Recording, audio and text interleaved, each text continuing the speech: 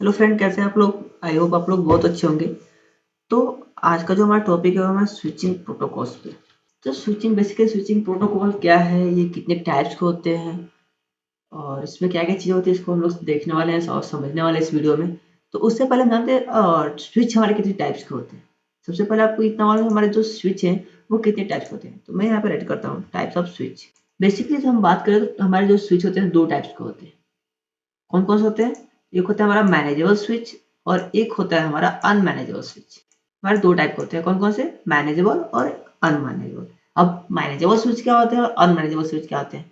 Manageable switch में क्या होता है, आपको एज ए उसमें आप स्लॉट को इंसर्ट कर सकते हो, स्लॉट को ऐड कर सकते हो एंड उसका आप उसको कमांड प्रोम्प्ट में एक्सेस कर सकते हो, उसमें आप कॉन्फ़िगर कर सकते हो। लेकिन जो हमारे अनमैनेजेबल स्विच होते हैं, इसमें आप स्लॉट को ऐड नहीं कर सकते हो, इसको आप कॉन्फ़िगर नहीं कर सकते हो, इसका आप एक्सेस नहीं ले सकते। ये होते हैं हमारे अनमैनेजेबल स्विच। मैं आपको दिखाता हूँ यहाँ पे। ये हमारा जो है वो है हमारा मैनेजेबल स्विच। यानी इसमें क्या है, इसमें ऑलरेडी हमारे पास यह कंसोल पोर्ट दिया हुआ है। आप इसमें अपना क्या करोगे, पीसी को ऐसे कनेक्ट करोगे और इसको एज आप कनेक्ट करने के बाद इसके CLI मोड को आप एक्सेस कर पाओगे और इसमें आप कॉन्फ़िगर कर सकते हो जो भी चीज़ आपको कॉन्फ़िगर करना है। जो आपको iOS डालना है या iOS को बैकअप लेना है या जो भी आपको करना है या VLAN आपको क्रिएट करने हैं या डिफरेंट डिफरेंट आप इसको टास्क एज परफॉर्म करा सकते हो। इसका CLI मोड एक्सेस करके इसमें आप मल्टीपल कॉन्फ़िगरेशन कर सकते हैं। बट जिसमें जो हमारे अनमैनेजेबल स्विच होते हैं उनमें आपको कोई कंसोल पोर्ट देखने को नहीं मिलेगा। क्लियर? ये देखो जो हमारे नीचे देख रहे हो इसमें कोई कंसोल पोर्ट आपको नहीं मिलेगा।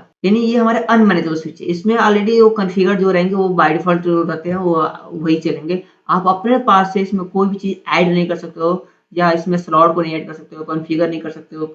इसका CLI मोड आप एक्सेस नहीं कर सकते। बट अगर बात करें मैनेजेबल स्विच की तो इसमें आपको कंसोल पोर्ट देखने को मिलेगा और इज़िली यहाँ पे आप केबल को इंसर्ट करके अपने सिस्टम में और जैसे आप इसको एक्सेस लोगे आपके जो आपके सिस्टम में उसका CLI मोड एक्सेस हो जाएगा और उसमें आप कॉन्फ़िगर कर सकते हो। ये दो टाइप्स के हमारे स्विच होते हैं, एक होता है मैनेजेबल और एक होता है अनमैनेजेबल। इतना आप याद रखिएगा प्लीज।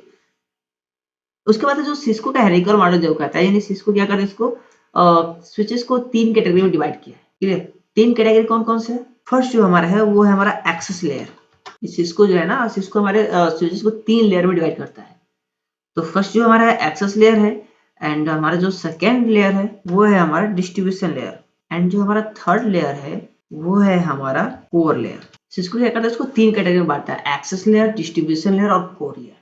अब ये तीनों कैटेगरी को आप ये बांटने का क्या मतलब है, इन तीनों को क्यों बांटा गया और तीनों को ऐसे लेयर में क्यों रखा गया, इसके बारे में हम थोड़ा समझते हैं। जो हमारा एक्सेस लेयर होता है ना, सबसे लो ग्रेड के हमारे मतलब जो हमारे लो सीरीज के जो हमारे जैसे बात कर सकते हैं, जैसे कि जो स्टार्टिंग बेस जो पुराना जो हमारा स्विच है उसको हम बोल सकते हैं। जैसे कि 1900 सीरीज का जो हमारा हो गया, 1900 सीरीज का हो गया, जो हमारे स्विच हो गए, वन 2000 समथिंग जो हमारे, यानी जो हमारे लो ग्रेड के स्विच है ना उसको हम बोलते हैं एक्सेस लेयर स्विच। एंड जो इससे हाई ग्रेड के स्विच होते हैं, यानी समथिंग 5000 एंड 7000 के सीरीज में जो अप्रोक्स हमारे आते हैं, जो हमारे डिस्ट्रीब्यूशन लेयर में आते हैं। और जो हमारे 9000 से लेके 12000 जो अप्रोक्स जितना हमारे है वो हमारे किस में आते हैं, कोर लेयर स्विच में आते हैं। इसको इस तरह से हमारे स्विच क्या है, इसको डिजाइन किया जाता है। जो हमारे कोर लेयर होते हैं ना उसको सबसे हम लोग टॉप में लगाते हैं। क्लियर? उसके बाद जो हमारे डिस्ट्रीब्यूशन रहता है उसको हम क्या करते हैं, मीडियम में लगाते हैं एंड सबसे जो लास्ट में नीचे जिससे हम यूजर कनेक्ट करने वाले होते हैं उसको लगा एक्सेस लेयर को लगाते हैं नीचे। ये क्या हो गया हमारा कोर लेयर एंड ये हमारा हो गया डिस्ट्रीब्यूशन लेयर एंड ये हो गया हमारा एक्सेस लेयर। ठीक, इसमें कोर लेयर में क्या होता है, इसमें बहुत सारे स्विचेस की लोड होती है। यानी क्या है कि अगर सपोज एक फ्लोर पे से हमारे कनेक्शन देना है तो यहाँ से बहुत सारे स्विच यहाँ पे जुड़े हुए हैं, फिर यहाँ से बहुत सारे स्विच, ये भी स्विच जुड़ा हुआ है। यानी इस पे क्या होता है, कोर लेयर में बहुत सारे लोड होते हैं, इसीलिए इसकी परफॉर्मेंस अच्छी होनी चाहिए। अगर इसकी परफॉर्मेंस अच्छी नहीं होगी तो नेटवर्क आपको वीक मिलेगा, आपको प्रॉब्लम होगी, हमारा ट्रैफिक जल्दी सेंड नहीं होगा। तो इसकी परफॉर्मेंस अच्छी होने चाहिए, अच्छी होने के लिए, इसके परफॉर्मेंस को अच्छी होने के लिए इसमें काफ़ी अच्छा प्रोसेसर होता है। इसमें इसकी फॉरवर्डिंग जो स्पीड होती है ज़्यादा होती है, इसकी जो CPU यूटिलाइजेशन होता है वो काफ़ी अच्छा होता है। एंड डिस्ट्रीब्यूशन लेयर क्या होता है, उससे थोड़ा लो ग्रेड का होता है। तो इसमें क्या होता है, बहुत सारे एक्सेस लेयर को हम ऐड कर सकते हैं। तो यहाँ पे हम एक्सेस लेयर स्विच को भी यहाँ से ऐड किया है। इससे आप क्या करो, जितने भी यूजर्स हैं इसमें, जितने भी पोर्ट हैं यहाँ से आप इसे कनेक्ट कर लो एंड फिर आपको लेना है यहाँ से कनेक्शन, तो आप एक दूसरे फ्लोर के लिए यहाँ से आप इजीली स्विच एक्सेस लेयर ले लो, यहाँ से आप कनेक्ट कर दो यूजर्स को। ठीक है।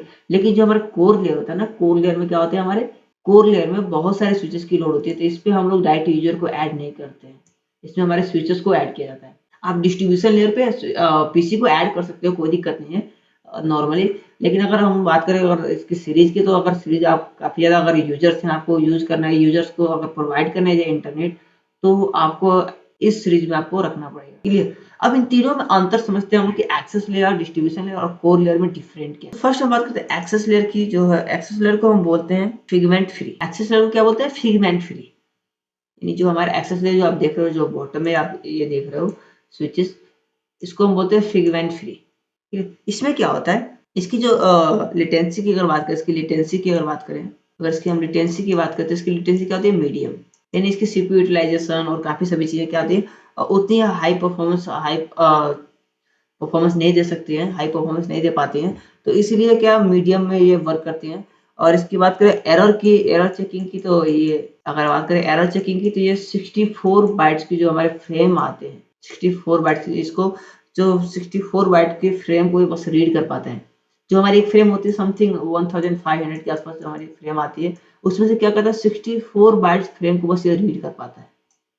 और जैसे ये रीड करेगा 64 बाइट, इसको आगे फॉरवर्ड करेगा, कोई क्या बोलेगा, ये सही है, जो फ्रेम आया वो सही है। 64 बाइट ओनली रीड करने के बाद क्या करेगा, इसको आगे फॉरवर्ड कर देगा। तो इसके लिए इसीलिए हम इसको डाउन में रखते हैं, क्योंकि एक तो इसकी लेटेंसी क्या होती है, मीडियम होती है, उतनी हाई परफॉर्मेंस नहीं होती है, इसकी मीडियम परफॉर्मेंस देता है।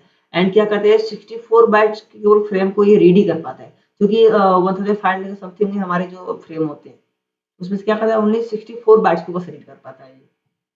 और जैसे 64 बाइट रीड करेगा, उसको आगे फॉरवर्ड करेगा, ओके ये जो फ्रेम है ये कंफर्म ओके है, सही है। एंड जो हमारे उसके आगे जो हमारे होते हैं, जो हमारे डिस्ट्रीब्यूशन लेयर, उसको हम बोलते हैं, उसको हम रखते हैं स्टोर एंड फॉरवर्ड में। ये होते हैं हमारे distribution layer. Store and forward किसमें होते हैं, हमारे डिस्ट्रीब्यूशन लेयर में। इसकी अगर लेटेंसी की बात करें, तो इसकी जो लेटेंसी होती है हाई होती है। क्या होती है, हाई। एंड अगर इसकी एरर की बात करें, एरर चेकिंग की, तो ये पूरे फ्रेम को रीड करता है। इसकी एरर चेकिंग की बात करें तो क्या करता है, ये पूरे फ्रेम यानी ऑल फ्रेम को ये क्या करेगा, रीड करेगा। यानी जितने हमारे बाइट्स की डेटा आ रहे हैं, समथिंग हमारे 1500 समथिंग हमारे जो डेटा आ रहे हैं, वो क्या करेगा, पूरे फ्रेम को चेक करेगा। और इसकी जो सीपीयू यूटिलाइजेशन होती है काफी हाई होती है कंपेरिजन एक्सेस लेयर, क्योंकि उससे अच्छी सीरीज क्या है। तो इसकी जो स्पीड होती है, जो इसकी सीपीयू यूटिलाइजेशन होते हैं, जो इसकी रैम होती है काफी फास्ट होती है कंपेरिजन हमारे एक्सेस लेयर के, तो ये काफी अच्छा परफॉर्म करता है एज एक्सेस लेयर के कंपैरिजन में। तो इसकी इसीलिए लेटेंसी क्या है, इसकी हाई है, ये अच्छा परफॉर्मेंस देता है। और जो हमारे जितने बाइट्स के फ्रेम आते हैं, उतने बाइट्स के फुल फ्रेम को क्या करता है, ये रीड। और हमारे एक्सेस लेयर में क्या थे, यानी फिगमेंट फ्री में क्या थे, ये ओनली 64 बाइट्स के जो हमारे फ्रेम आते थे, बस मैंने जो हमारे फ्रेम तो टोटल फुल आते थे, लेकिन क्या करता है, ओनली 64 बाइट्स के फ्रेम को बस रेडी करता था, ठीक है। और इसकी जो सीपीयू एंड रैम जो यूटिलाइजेशन थी, वो क्या है, मीडियम है। उसके बाद से जो हमारा लास्ट आते हैं, वो उसको बोलते हैं कोर लेयर, इसको बोलते हैं कट थ्रू, जिसे हम बोलते हैं कोर लेयर। कट थ्रू में क्या होते हैं, जो हमारे अच्छे सीरीज की, यानी जो हमारे समथिंग 7000 से लेके जो हमारे ऐसे प्लस जो हमारे स्विचेस आते हैं, उसको हम लोग कट थ्रू में यानी कोर लेयर में रखते हैं, उसे कोर लेयर स्विचेस में रखते हैं। अगर इसके हम एरर की बात करें, तो ये एरर को चेक ही नहीं करता है। क्या करता है, एरर को नहीं चेक करता है, क्योंकि इसके ऊपर बहुत सारी जिम्मेदारी होती है। यानी इसके ऊपर बोलते हो, ये अगर घर की बात करें, तो घर का हेड है ये छोटी मोटी चीजों को इग्नोर कर देता है, इसको एरर चेक करने की जरूरत ही नहीं पड़ती है। यानी सपोज हमारे पास, अभी देखो यहाँ पे हमारे क्या है, ऊपर में क्या होते हैं, कोर लेयर यानी कट थ्रू हमारे होते हैं। एंड जो इसके नीचे जो हमारे स्विच लगे होते हैं, कौन से होते हैं, डिस्ट्रीब्यूशन लेयर। एंड जो सबसे लास्ट में होते हैं हमारे, कौन से होते हैं, एक्सेस लेयर। इसकी लेटेंसी क्या होती है, मीडियम। इसकी लेटेंसी क्या होती है, हाई होती है। और एरर को चेक करता है, यानी अगर बात करें इसकी एरर चेक में, तो 64 बाइट के फ्रेम को रीड करता है। ये क्या करता है, फुल फ्रेम को रीड करता है। बट ये फुल फ्रेम को रीड नहीं करता है, किसी भी फ्रेम को रीड नहीं करता है, क्योंकि इसके ऊपर बहुत सारे स्विचेस की रिस्पॉन्सिबिलिटी होती है, इसके ऊपर बहुत सारे स्विच को कनेक्ट होते हैं। अगर वो फ्रेम चेक करने में और सब काफी चेक करने में अपना समय जो आपकी उसकी यूटिलाइजेशन है, सीपीयू यूटिलाइजेशन, रैम यूटिलाइजेशन, अगर वहां पे खर्च करे, तो ये अच्छा परफॉर्मेंस नहीं दे पाएगा।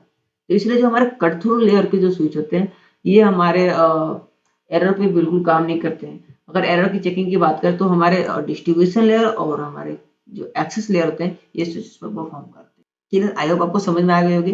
अगर वीडियो आपको अच्छी लगे तो वीडियो को कर दीजिए लाइक और चैनल को कर दीजिए सब्सक्राइब। मिलते हैं नेक्स्ट वीडियो।